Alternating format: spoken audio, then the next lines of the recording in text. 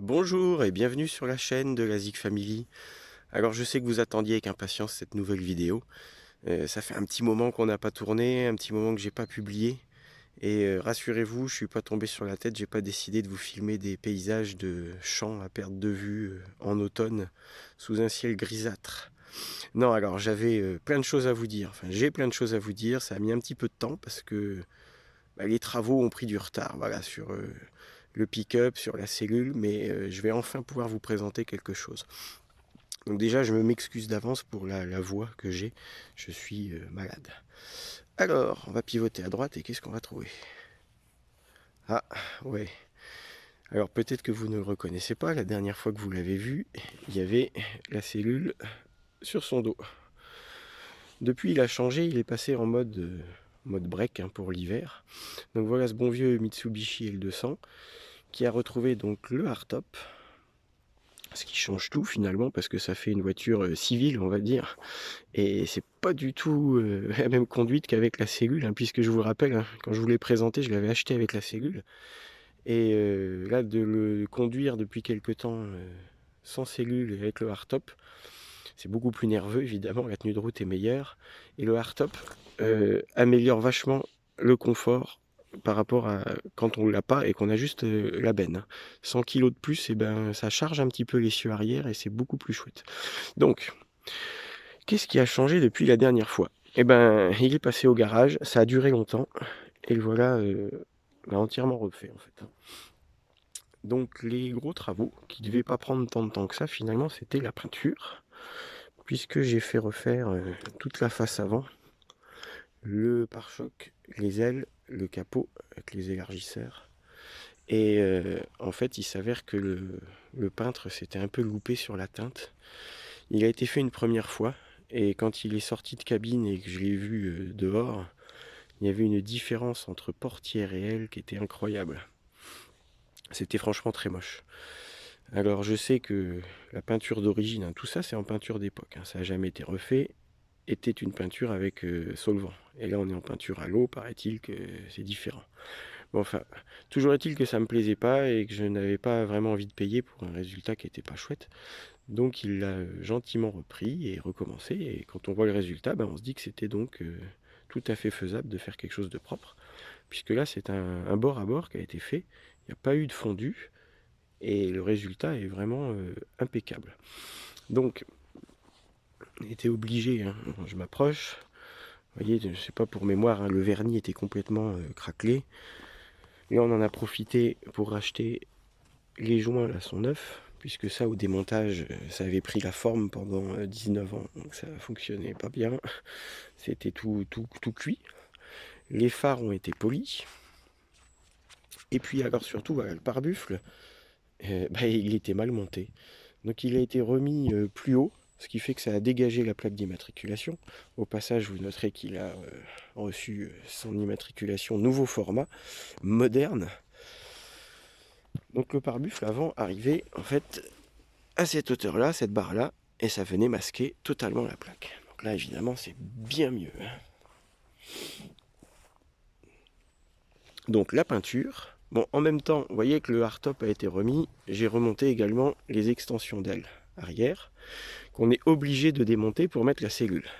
Puisque sinon ça ne passe pas, les rebords, les parois verticales de la cellule qui viennent à peu près jusqu'ici, là, et habillées comme ça, toucheraient, enfin ça passerait même pas. Donc ça nécessite d'enlever les boulons, et il y a quelques clips en plastique, donc ça se fait bien. Et le hardtop, qui est donc son hardtop d'origine, vendu par Mitsubishi à l'époque, quand il était neuf, de la marque Cariboy, donc c'est une marque connue dans le milieu qui fait toujours des hardtops. Donc c'est plutôt sympa parce que ça fait vraiment intégré quoi. Déjà teinte identique au pick-up. Ensuite on va trouver un petit aileron avec un troisième feu stop intégré. Des barres de toit. Et puis l'intérieur est plutôt bien fini. Hop. Donc le haillon. Et puis évidemment la ridelle. Il y a mon vélo à l'intérieur, donc c'est bien pratique. Vous voyez, il est tout habillé en moquette, là où souvent les hardtops de cette époque-là sont en polyester brut, et puis il y a même un éclairage intérieur. Voilà le système de fixation, hein, très simple, qui se prend sur la ridelle. En même temps, ça vous permet de voir que ce pick-up là n'a jamais transporté de sacs de sable, enfin, ou de choses utilitaires, hein, à part porter la cellule sur son dos. Hop. Donc en même temps que la peinture, on a fait une grosse révision générale. Toutes les vidanges de tous les fluides. Évidemment, moteur, avec filtre à huile, filtre à gasoil, filtre à air. Filtre à gasoil pas très accessible là-dessus, puisqu'il faut démonter l'échangeur du turbo. Et puis on a fait les vidanges pont avant, pont arrière, boîte de transfert aussi, qui n'avaient jamais été fait. Voilà. Bon, tout fonctionnait bien, hein, coup de chance. Et est venu se greffer au milieu de tout ça, donc c'est ce qui a fait vraiment le retard, une panne qui n'était pas du tout prévue.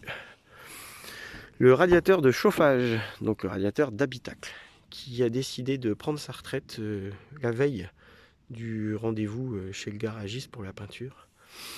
Donc il a lâché net d'un coup. J'ai mis l'air chaud à fond. Et puis tout s'est embué et l'habitacle est devenu un vrai aquarium avec l'odeur typique de liquide de refroidissement. Et donc là-dessus, le radiateur de chauffage est monté au milieu de la planche de bord, derrière. Donc il a fallu tout démonter, tout déposer. Sacré boulot. Hein. Tout ça pour atteindre ce petit radiateur qui effectivement était percé dans un coin. Donc j'espère qu'on est tranquille pour les 20 prochaines années maintenant. Donc tout fonctionne bien, la clim a été rechargée en même temps. J'avais bien nettoyé l'habitacle qui était déjà très propre parce qu'il était sous housse. Mais là on est tranquille, tout est bon. Donc voilà pour le pick-up. Vous allez me dire, c'est sympa tout ça, mais nous c'est aussi la cellule qu'on veut voir. Je vais vous la montrer, patience. Ah si, je termine quelque chose. Vous êtes nombreux à m'avoir parlé des suspensions. Savoir si c'était renforcé ou pas et comment ça fonctionnait pour supporter le poids de la cellule justement. Donc oui, suspension renforcée, des suspensions à air derrière, c'est obligatoire. Sans ça, le ballon est énorme, le roulis aussi, et puis il a tendance à s'affaisser de l'arrière. Donc tous les pick-up qui ont été équipés d'une cellule et où ça a été bien fait, normalement les suspensions étaient renforcées. Hein. Si vous êtes intéressé par l'achat de ce genre de modèle, quelqu'un qui a vraiment roulé, qui a eu un vrai usage de sa cellule et de son pick-up, il a dû faire la modif. Donc ici, c'est système très simple. On va passer en dessous. Hop, vous allez apercevoir les boudins. Voilà, ils sont là. Donc on n'a pas de compresseur embarqué sur celui-là. C'est la simplicité qui a été choisie et ça marche bien. Hein. Vous avez ici, vous voyez, Airlift, Air Springs. 2 valves, une pour le côté gauche, une pour le côté droit. Petite pompe à pied, et puis ça fonctionne très bien. À savoir qu'à vide, faut pas mettre sans air, donc c'est conseillé de mettre 500 grammes, et puis en charge, en fonction de l'usage et puis de la charge, éviter de dépasser 3 kg. Voilà. En tout cas, elle est gonflée à 3 kg et ça fonctionne bien. Oui, ce qu'on peut peut-être voir aussi, parce qu'on m'a aussi posé la question, le passage avec la cellule. Quand la cellule n'est pas là, vous voyez, on remet la vitre arrière du pick-up qui a été modifiée par le constructeur de la cellule avec un système de verrouillage rapide finalement. Voilà. Donc ça fait vraiment un break classique pour le quotidien. Un utilitaire pratique. Donc voilà pour le pick-up. Alors la cellule, où est-elle? Eh bien elle est là, à l'abri. On va la découvrir. Donc elle a été peinte comme prévu. Donc c'est vrai qu'elle a bien changé depuis la dernière fois. J'ai pas beaucoup de recul par contre, c'est vrai. Là voilà.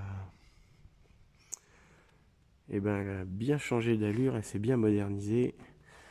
Pour rappel, ici c'est sa couleur d'origine, cette espèce de beige saumon qu'on a conservé.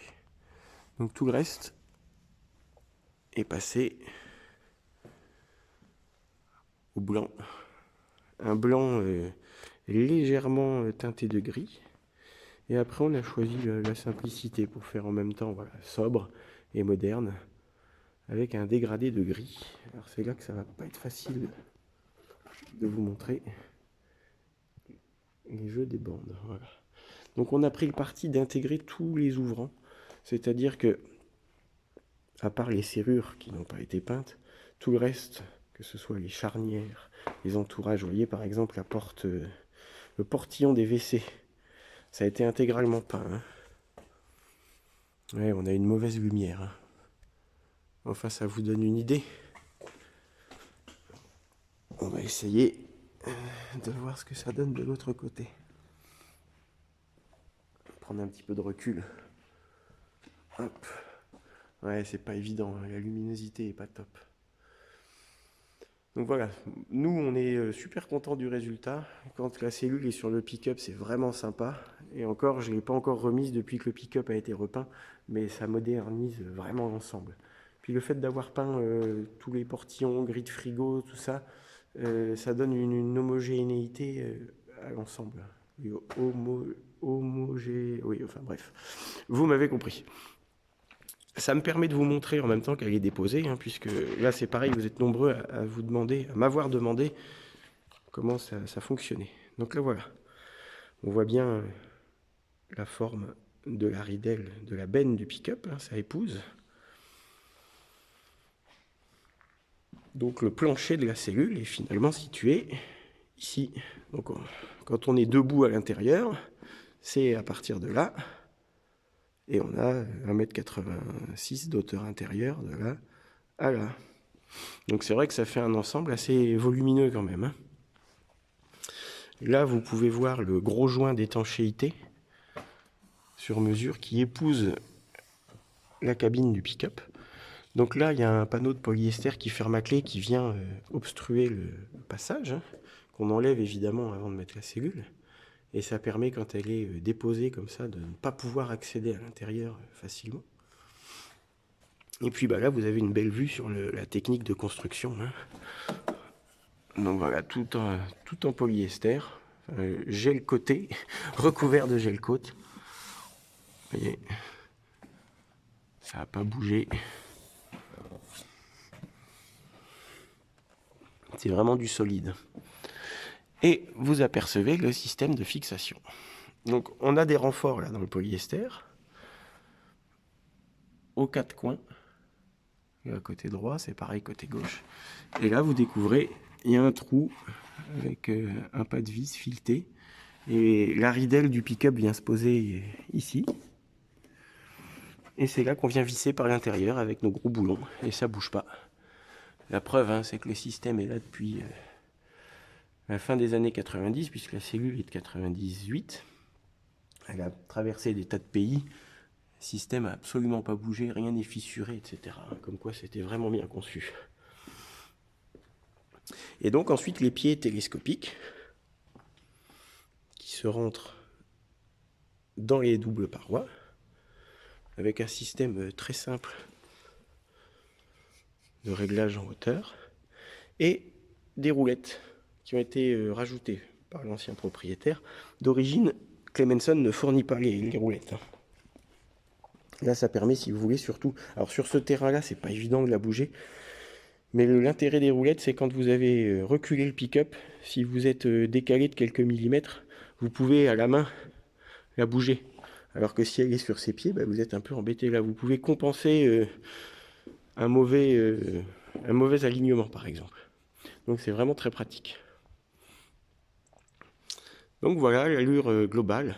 Alors je pense la remettre là, peut-être pas pour l'hiver, je verrai. En tout cas, j'ai hâte de pouvoir aller la tester.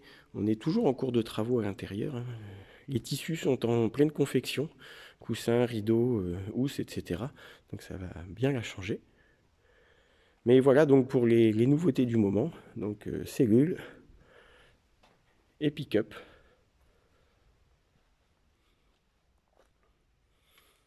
Donc on est vraiment très content de notre achat. Hein. C'est comme un couteau suisse. Ça évite d'avoir un camping-car immobilisé pour l'hiver. Vous voyez, comme n'importe quel camping-car. Hein. La mécanique dort pendant l'hiver, ce qui est dommage. Là, bah, c'est comme une caravane qui est posée, qui ne s'abîme pas. Il n'y a pas d'histoire de mécanique qui ne fonctionne pas. Et le 4x4 nous sert à tout pour le reste du temps, ce qui est vraiment très pratique. À savoir aussi, une petite précision, parce que ça vous êtes quelques-uns à m'en avoir parlé. Il faut savoir que la cellule amovible est considérée comme un chargement dans la benne du pick-up. C'est pas un camping-car. Donc on a la carte grise du pick-up qui est une carte grise camionnette, comme n'importe quel utilitaire. Et ce qu'on transporte dans la benne, que ce soit une cellule ou des sacs de gravats, c'est exactement la même chose aux yeux de la loi finalement. Donc on peut, à la limite, ne pas vous interdire de stationnement réservé camping-car ou autre, puisque sur la carte grise, ça n'est pas un camping-car. Alors, j'ai jamais eu à le tester, hein. Dites-le moi en commentaire si certains ont eu à faire jouer cette subtilité pour se stationner où ils veulent. Nous, on n'a pas encore assez de recul là-dessus. Bon, enfin, quand j'étais ado, on partait en cellule pick-up avec mon père. On n'a jamais eu de soucis en tout cas. Mais enfin, sachez-le, voilà, ce n'est pas un camping-car officiellement. C'est une camionnette avec son chargement. On n'est même pas obligé d'assurer la cellule à part. Alors moi, j'ai choisi de le faire parce qu'elle a quand même une certaine valeur. Donc elle est déclarée pour une valeur de 10 000 €, la cellule. Voilà. Ce qui permet en cas de problème, si jamais un accident, enfin quoi que ce soit, et de ne pas compter sur l'assurance du pick-up qui prendrait en charge le chargement. Voilà, parce que c'est quand même un chargement assez spécifique, ne serait-ce que pour le bris de glace, tout ça. Donc du coup, la cellule est assurée comme une caravane pour le coup. Mon assureur a été... c'était sa première cellule amovible en assurance. Donc l'a assurée comme une caravane. Donc les lanterneaux, tout est pris en charge en bris de glace en cas de problème. Voilà, ce qui est quand même plus avantageux qu'un simple chargement. Voilà, donc ça c'était pour la petite subtilité qui change du VASP, du fameux VASP. Ce qui fait que finalement, du fait qu'il n'y ait pas de passage aux mines obligatoire, la cellule, au final, vous faites ce que vous voulez dessus. Elle a été aménagée en respectant les normes VASP, mais rien ne vous empêche de modifier tout ce que vous voulez, puisque de toute façon, elle n'est jamais contrôlée ou quoi que ce soit. C'est un chargement amovible. Et au contrôle technique, vous déposez la cellule de toute façon pour y aller. Donc voilà, vous êtes en freestyle, si je puis dire. Donc ça peut peut-être intéresser tous les adeptes du bricolage, tout ça. Il y a beaucoup moins de restrictions finalement que sur un fourgon ou un van, hein. C'est tellement à la mode en ce moment et vous êtes tellement nombreux à vous embêter avec les passages aux mines et les homologations. Voilà, finalement, on est beaucoup plus libre. Voilà, bah écoutez, j'ai fait le tour pour cette vidéo qui dure déjà un petit moment. Je veux dire qu'il y avait pas mal de choses à vous dire. Je suis ravi de vous retrouver. Et puis, je vous dis à très bientôt. Je pense que ça sera pour la présentation de l'intérieur de la cellule modifiée. Allez, bye bye, et puis prenez soin de vous.